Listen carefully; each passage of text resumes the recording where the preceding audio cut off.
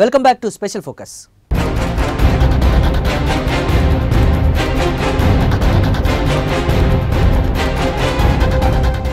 ప్రత్యేక తెలంగాణపై ఎవరు ఊహించని విధంగా నిర్ణయాన్ని ప్రకటించిన కాంగ్రెస్ రాష్ట్రంలో విపక్షాలకు కంటి మీద కునుకు లేకుండా చేసింది.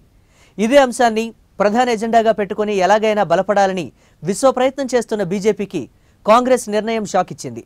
ఇక కొన్ని రోజులుగా వ్యూహాత్మకంగా సైలెంట్గా ఉన్న ప్రధాన ప్రతిపక్షమైన తెలుగుదేశానిది కూడా ఇప్పుడు దిక్కుతోచని పరిస్థితి. సింపుల్గా చెప్పాలంటే ప్రస్తుతం ఈ రెండు పార్టీలకు తెలంగాణలో చోటు దక్కని స్థితి.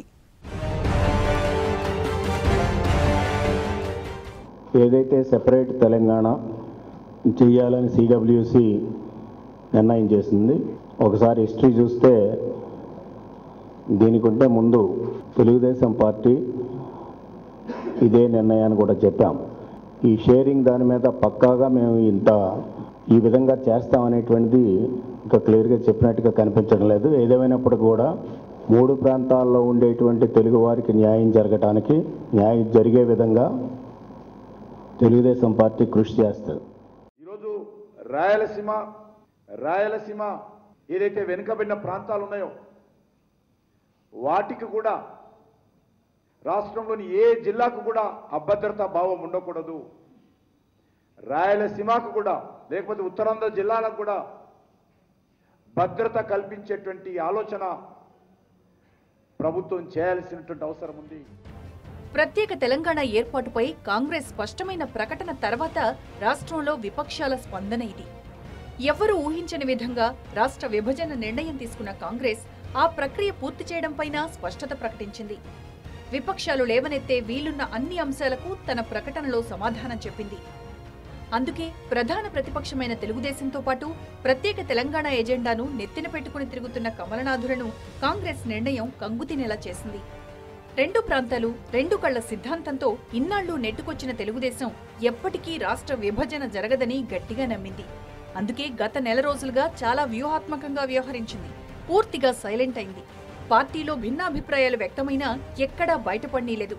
మరోవైపు బీజేపీ మాత్రం యథావిధిగా తన వైఖరి వినిపిస్తూనే వస్తోంది. ఇద్దరికీ ఇప్పుడు కాంగ్రెస్ చాలా సింపుల్ గా చెక్ పెట్టింది.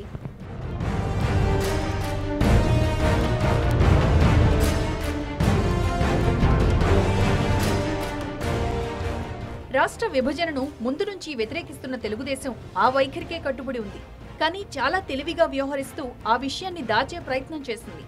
2009 డిసెంబర్ 9న అప్పటి కేంద్ర హోంమంత్రి చిదంబరం ప్రకటన తర్వాత అనూహ్యంగా సీమాంధ్ర నాయకుల స్పందన వెనక ప్రధాన వ్యూహకర్త చంద్రబాబే అని గట్టిగా ప్రచారం జరిగింది. అటు కాంగ్రెస్ ఇటు తెలుగుదేశం నుంచి మూకుమ్మడిగా పెద్ద సంఖ్యలో ప్రజాప్రతినిధుల రాజీనామా యోచన బాబుదే అన్నది అందరి నమ్మకం. ఆ చర్య చివరకు కేంద్రం తన నిర్ణయాన్ని వెనక్కు తీసుకునేలా చేసింది. దీంతో అప్పట్నుంచి తెలుగుదేశం తెలంగాణలో గడ్డు పరిస్థితి ఎదుర్కొంటుందనే చెప్పాలి. అయినా పరిస్థితిని ఎప్పటికప్పుడు బేరీజు వేసుకుంటున్న చంద్రబాబు ఎలాగోలా రెండు ప్రాంతాల్లో పార్టీ పటిష్టంగా ఉండేలా ప్రయత్నిస్తున్నారు. రాష్ట్ర విభజనకు ఒప్పుకోవాలని తెలంగాణ ప్రాంత నాయకుల నుంచి, సమైక్య రాష్ట్రానికే మద్దతంటూ ప్రకటన చేయాలని సీమాంధ్ర నాయకుల నుంచి ఒత్తిళ్లు వచ్చినా బాబు బయటపడలేదు. ఇరు ప్రాంతాల నాయకులను మేనేజ్ చేస్తూ వచ్చారు.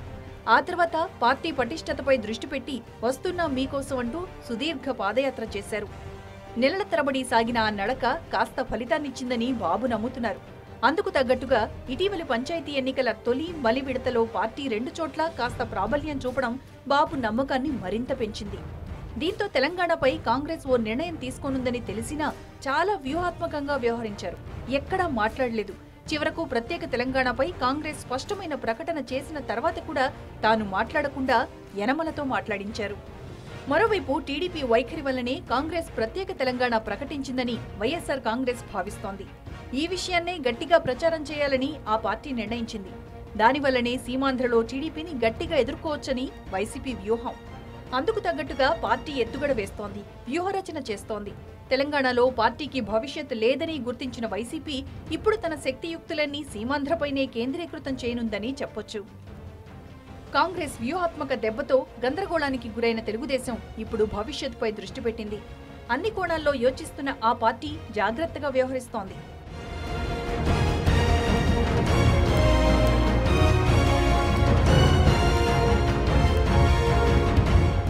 రాష్ట్ర విభజనకు వ్యతిరేకమని కానీ ప్రత్యేక తెలంగాణకు అనుకూలమని కానీ ఆ పార్టీ నేరుగా చెప్పడం లేదు. ఆచితూచి స్పందిస్తోంది. ఆలస్యంగా మీడియాతో మాట్లాడిన చంద్రబాబులో అదే వైఖరి స్పష్టమైంది. ఒక చారిత్రక కారణాల వల్ల ఈ రాష్ట్రంలో కొన్ని ప్రాంతాలు వెనుకబడి ఉన్నాయి. హైదరాబాద్ ఒక రాష్ట్ర రాజధానిగా అన్ని అభివృద్ధి కార్యక్రమాలు జరిగాయి. అయితే ఈరోజు ఒక కొత్త రాజధాని ఏర్పాటు చేయాలంటే చాలా ఇన్వెస్ట్మెంట్ అవసరం.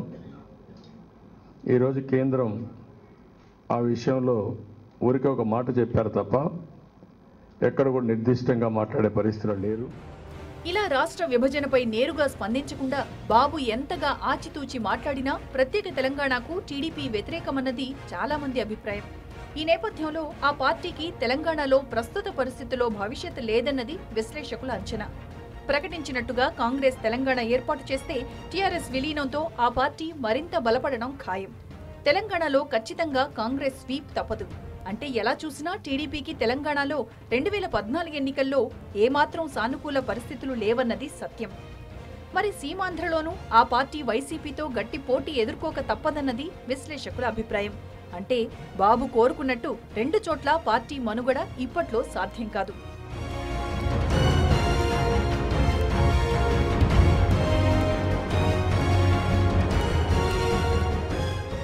మరోవైపు ఇప్పటికే సీమాంధ్రలో కనీసం బేస్ కూడా లేని బీజేపీకి ఇప్పుడు తెలంగాణలో కూడా ప్లేస్ లేకుండా పోయింది. కాంగ్రెస్ రాష్ట్ర విభజన జరపదని గట్టిగా నమ్మిన కమలనాథులు ప్రత్యేక తెలంగాణయే ప్రధాన ఎజెండాగా ముందుకెళ్లారు. కానీ ఇప్పుడు సీన్ రివర్స్ అయింది.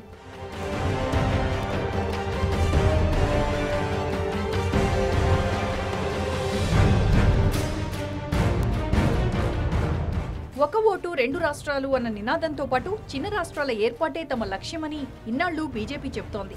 అందుకే పార్లమెంట్లో బిల్లు పెట్టాలని కాంగ్రెస్ ను డిమాండ్ చేస్తూ వస్తోంది. 2014 ఎన్నికల్లో తాము అధికారంలోకి వస్తే వెంటనే తెలంగాణ ఇస్తామని పలుసార్లు ప్రకటించింది.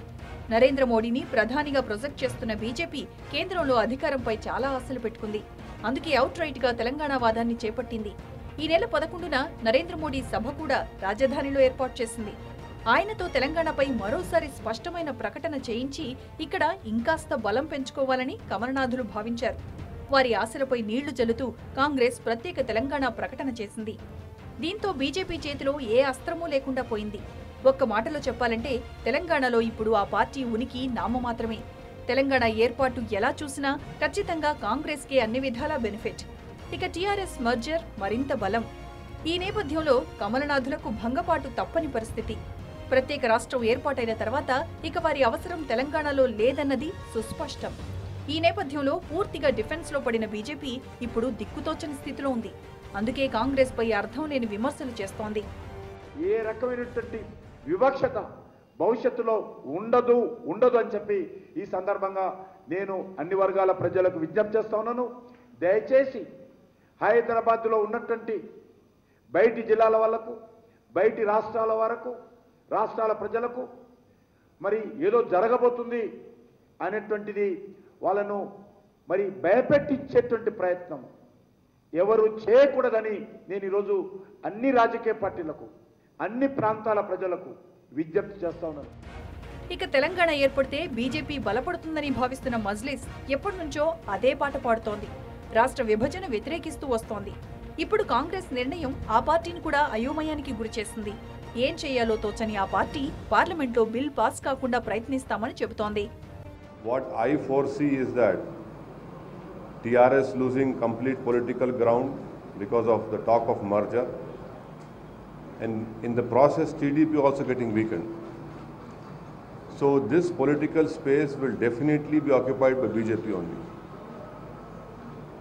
So maybe in the interim or in the long term, it is the BJP who is going to gain, but definitely MIM has stood up against the BJP's policies, will definitely stand against them.